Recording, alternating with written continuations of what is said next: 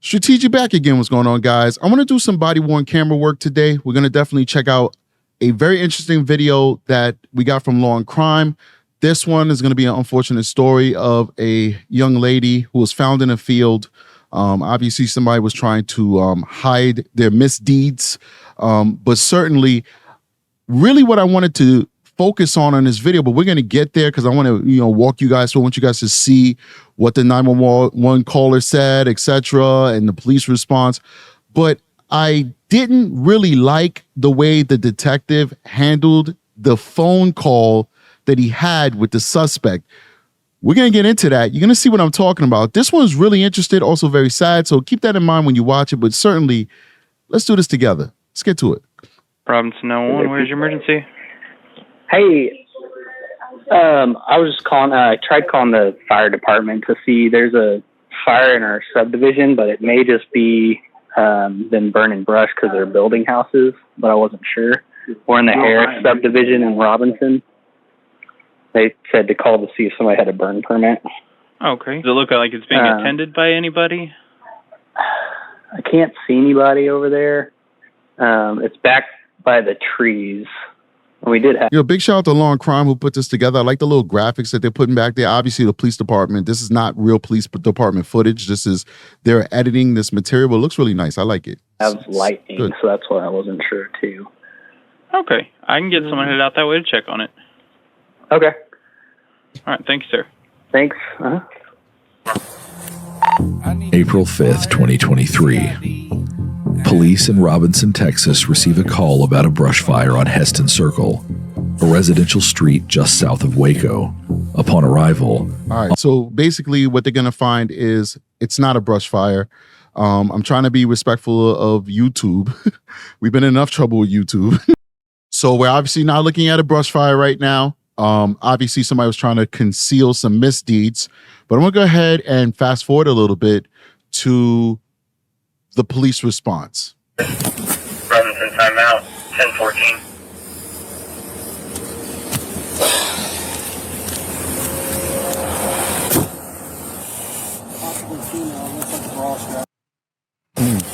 Hey, the way that dog's hanging around. All right, so we skip to where the dog is. This is a dog that refuses to leave this woman's side, okay? Dogs are very loyal. The dog refuses to leave her side.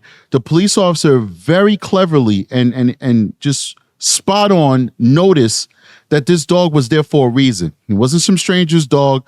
This dog was there to protect its master, to stay by its master's side. The police officer picked up on that. It was excellent police work. And so he then makes some judgment calls that I believe was ingenious. I don't even think I would have thought about this. This was amazing that this officer thought about this.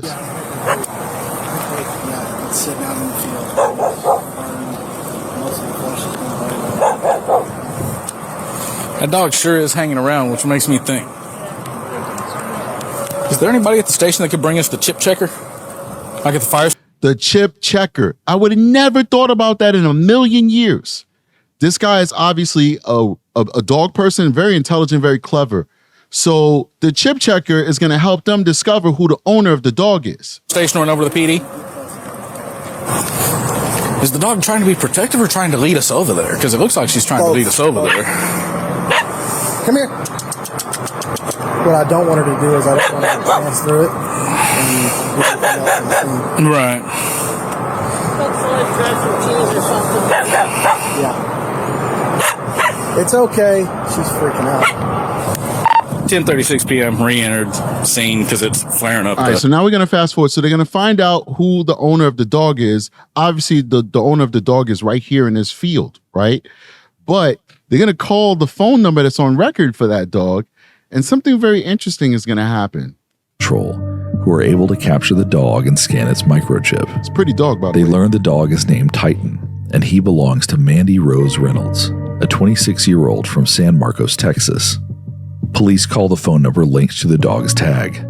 They leave a message and quickly get a call back. Listen to this very strange call. And you guys tell me if you think, well, we're going to listen to it. I'm going to tell you what I think the detective should have done. But you guys tell me if you think that the detective did the job, I don't know, well. We'll figure it out together. Robinson Police.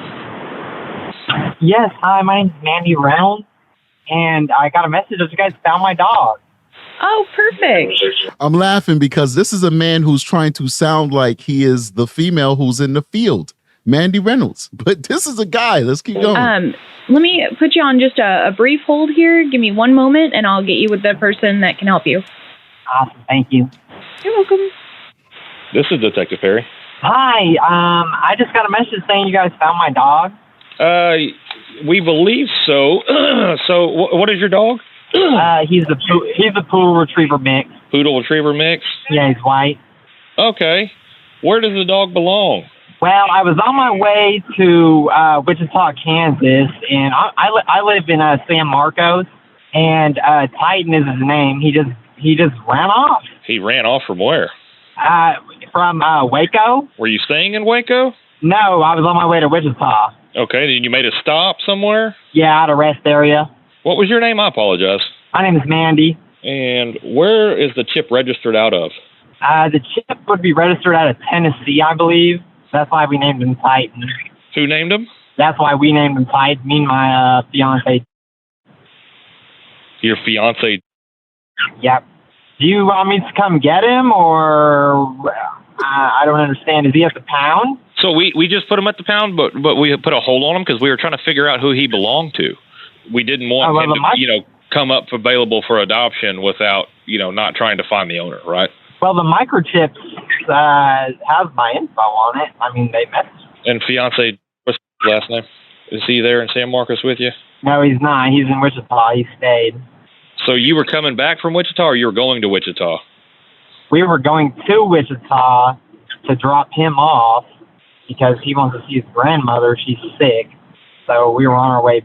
So we're on our way there, and Titan run off, and we looked for him for a couple of hours. And how long ago was this that he's been out? Oh heck, it's been I don't know. This would have been around 1 a.m. All right, so check this out, right?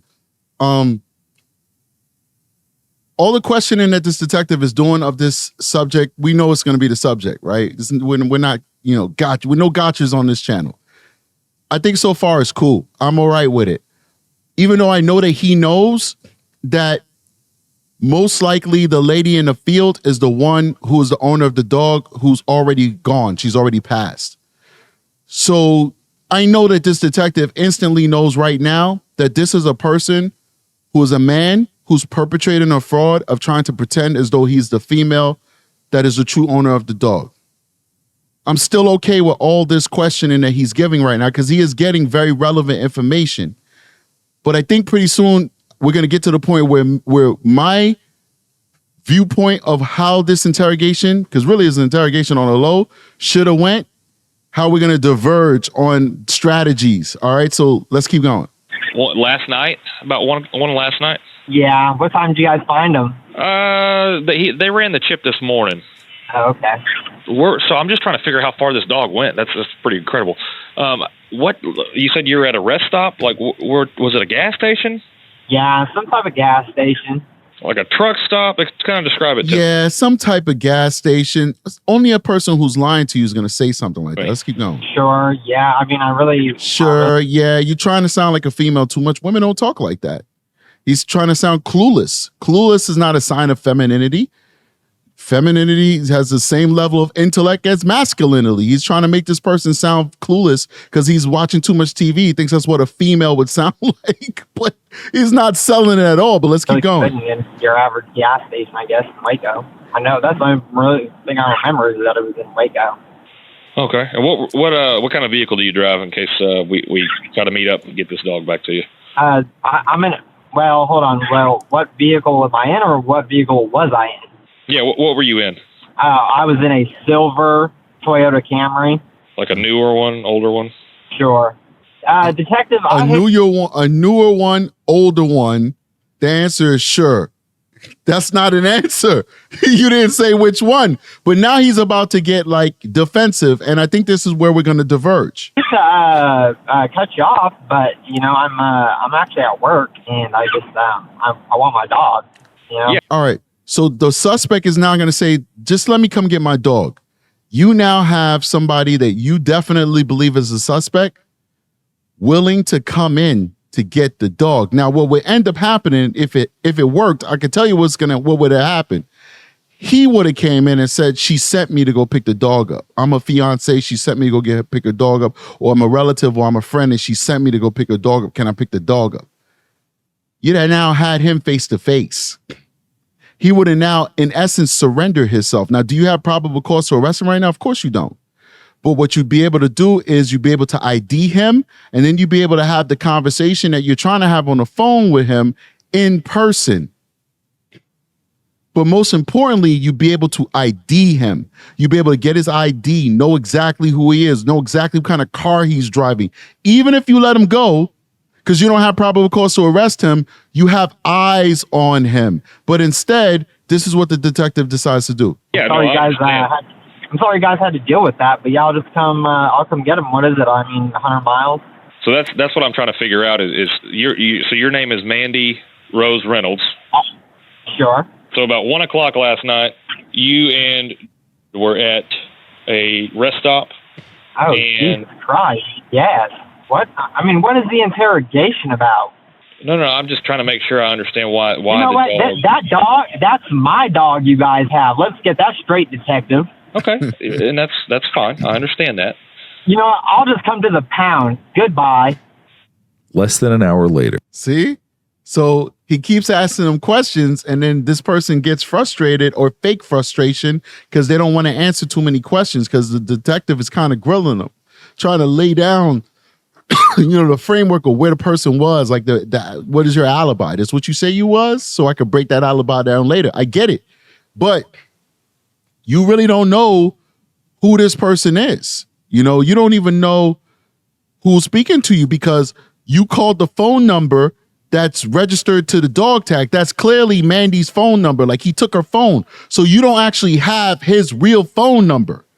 So when you run that phone number, it's not going to come back to the person that you're talking to on the phone. So the person you talk to on the phone is effectively an unknown, really. Now they're going to figure it out in the end. It all works out, which is great. But it would have been much better to tell them, yeah, you know what? Why don't you come on in and get the dog? No problem. We found her wandering around. But this part is not really what made me say, I don't like the style of this detective. It's this next phone call when he calls this fake Mandy, who's actually her, the person who took her out. It's when he calls him back, which is going to happen right now. Listen to what he tells him. Detective Perry calls Mandy back. Mandy? Yeah. Hey, this is Detective Perry. I think we got off on the wrong foot. So the reason I'm asking some questions, I'm just going to be upfront with you, okay? We found your dog in a field, okay? In the field was a crime scene of a deceased person. Why would you tell him that? Now he knows for a fact. That man obviously wants that dog. Some people have a deep affinity for animals.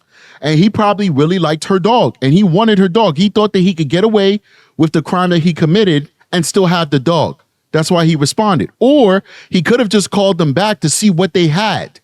And by the detective telling him this, he may not have cared about that dog at all. He just wanted to call the police back to see what they would tell him in reference to the dog, if hence the dog was found next to the crime scene.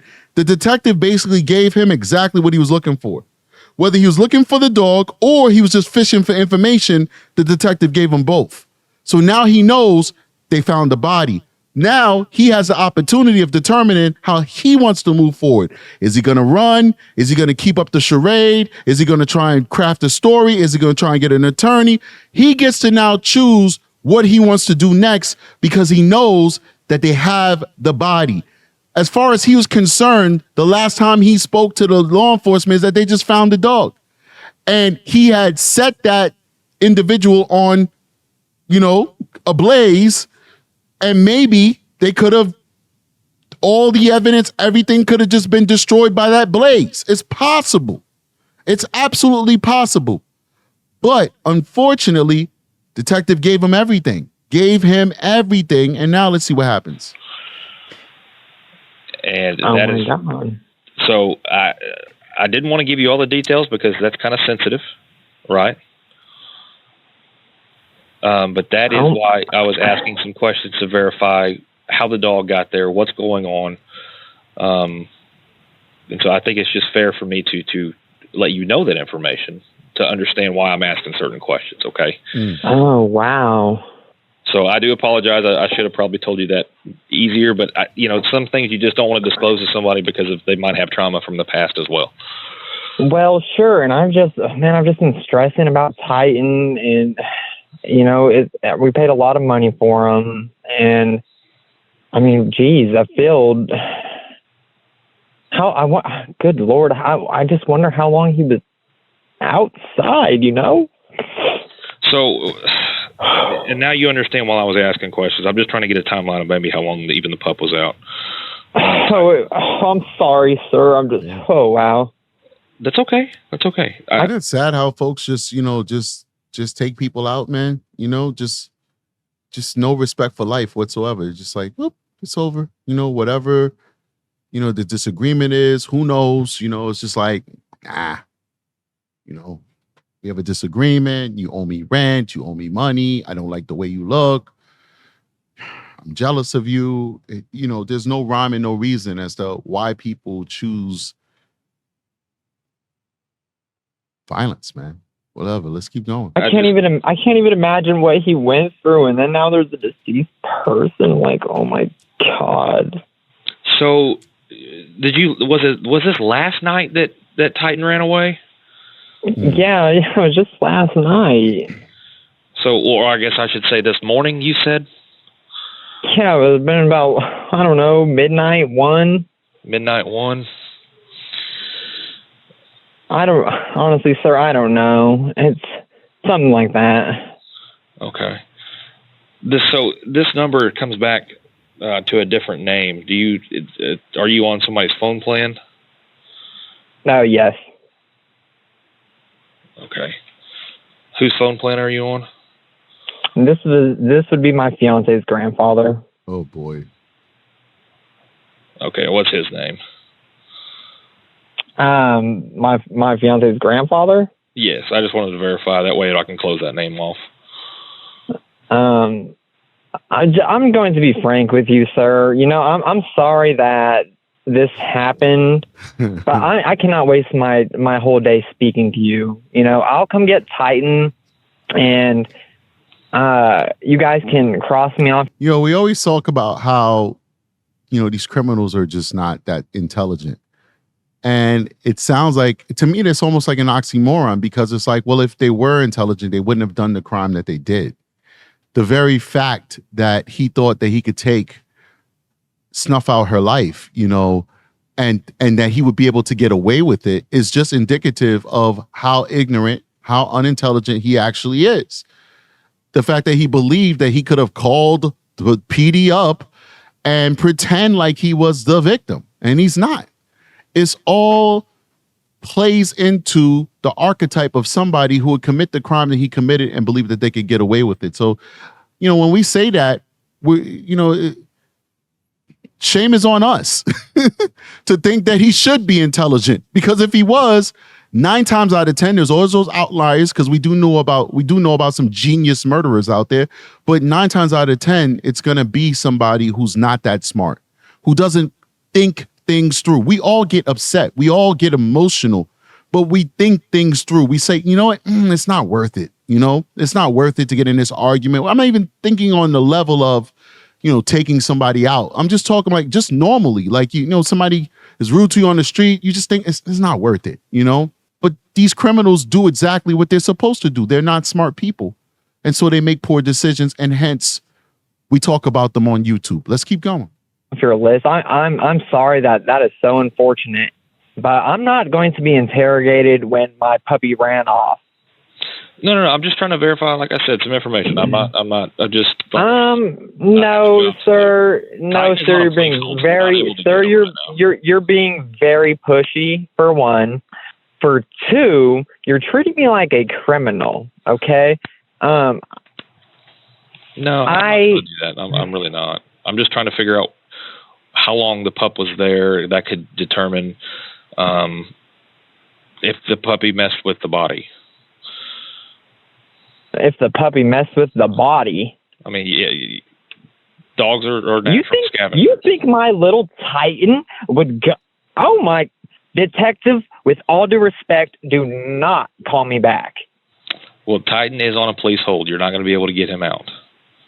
Titan is on a police hold? That is correct.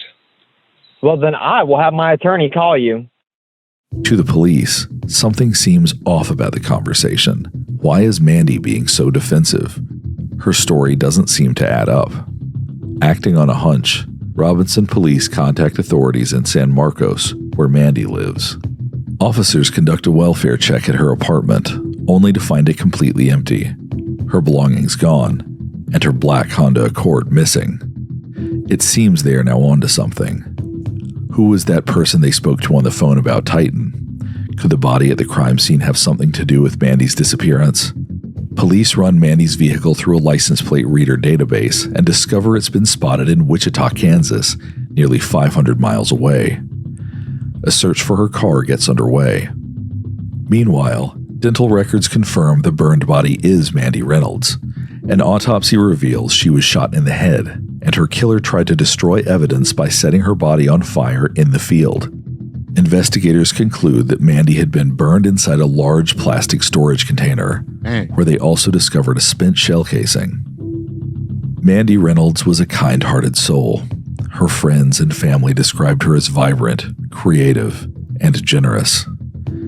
She had recently opened her home to her cousin, Derek Joseph Dagno, giving him a chance to get back on his feet. What she didn't know was that this act of kindness would have devastating consequences. On April 8th, 2023, Wichita police spot Mandy's missing car. Hey, he's taking off. When officers attempt a traffic stop, the driver speeds off, leading them on a high-speed chase that reaches over 100 miles per hour and lasts nearly 30 minutes. The suspect vehicle involved in an 01, possible 01 suspect in the vehicle. Keep that in mind. I don't know where he's at now. He's running west. Get a perimeter. He's running where it goes. Is that him up there weaving through traffic still? He's approaching Tyler. Okay. Go.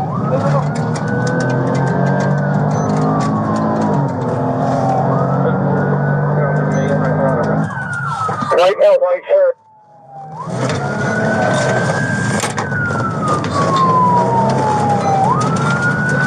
Lock the Dillons down. Take us to the backside. They've got 3 up here. Sure, come on. I'll put you Tyler right now. Take us to the back. Watch that bike. Do we have suspect description? Did he run into? Yeah, he ran into the Dillons. White belt, white shirt.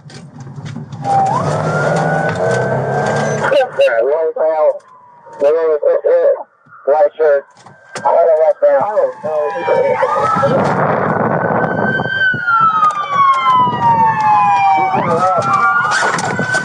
All right, so let's see. They're going to get this guy inside the store. Fast forward a little bit. Bunker in here? So they ended up catching him. You know, they catch on to him. They do their high-speed chase. He runs into what appears to be a Walmart. And let's see. Oh, he's over there. I hear something yelling. Come on!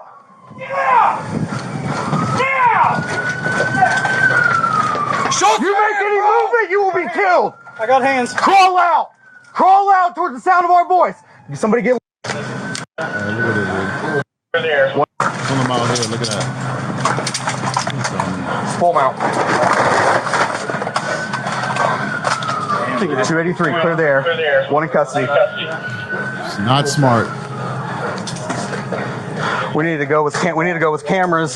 Make sure you didn't toss anything. Let's get EMS inside for the suspect. Out of his pocket. That's fine. Just making sure there's nothing else. If you just leave it open, I can look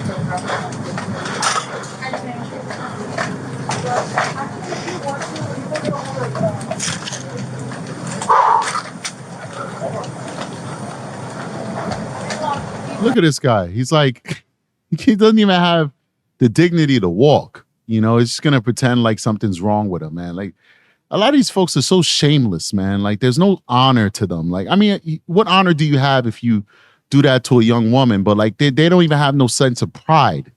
You know, it's like, to the very end, I'm going to show you just how filthy of a person I am and how soulless I am. Look at him. They got to drag him out like the scum that he is. I know. So you calling it? Yeah. Good job, man. All right, so they're about to tell us the results of this. I'm curious. I want to know. He's identified as Derek Joseph Dagno, Mandy's 27-year-old cousin. Cousin, bro. Derek Dagno's extensive criminal history reveals a troubling pattern of offenses that allowed a dangerous individual to move freely between locations. Tools like truthfinder.com provide a glimpse into this history, tracing his previous locations and possible associates. Through Truthfinder highlights the importance of course, they had to put a commercial past in there. First confidant. Surveillance footage would later show Derek purchasing a gas can, a shovel, and a large plastic container. Derek then murders Mandy in her own home. Investigators would determine that Derek shot her in the head before transporting her body and Titan to Robinson, Texas. Evidence from the car links him to the crime. Inside, they find the pistol used to kill Mandy. In November 2024, Derek Dagno stood tall for Mandy's murder. The evidence is overwhelming. The surveillance footage, the murder weapon, and his attempts to flee. The jury was presented with his extensive criminal history, which included 9 felony convictions dating back to when he was 15 years old. Among these were violent offenses, such as a shooting he committed in Kansas as a juvenile. It takes the jury just 30 minutes to convict him. He's sentenced to life in prison. Good. After the verdict was delivered, tensions boiled over in the courtroom, leading to a heated argument between members of both families. The conflict escalated when Dagno's brother-in-law attempted to strike someone and was escorted out of the courtroom in handcuffs. He was later released. This guy. Through it all, Titan remained a symbol of Mandy's love and loyalty. He refused to leave her side, even in death, and his presence was key to uncovering the truth. A GoFundMe has also been set up after her death. A motive hasn't been identified, but authorities learned Mandy had recently moved from Idaho to San Marcos, Texas, to be closer to her best friend. Filled with excitement for her future, she was considering college and had so much to look forward to. But Derek, under false pretenses, reached out to Mandy, leading her to travel to Kansas to bring him back to Texas for what she thought would be a brief visit. Why? Little did she know she had invited a killer into her home. The story of Mandy Rose Reynolds is one of heartbreak. Oh, okay, I get it. He didn't. They probably had a dispute over her not wanting to allow him to stay. He didn't have nowhere to go, and he probably was mad that she's like, "Yo, you gotta go. I thought you was just visiting," and he's like, "Oh, no, I'm gonna kill you instead." And betrayal, but also of resilience and loyalty. It's crazy. It reminds us of the unbreakable bonds we share with each other and with the animals who love us unconditionally. It's just amazing how, people will, still support folks. Like this guy has lived a history of violence, and he still had relatives that were willing to literally fisticuff over him. Anyway, I didn't really like the way that the detective kind of drew that out, but all's well that ends well is what they say in my island, at least. So it worked out. They're able to determine who he was and take him into custody, and it's great. Now he's serving life in prison. Thanks, guys, for joining me on this police body cam reaction. I'll see you guys on the next one. Strategic is out of here. Peace.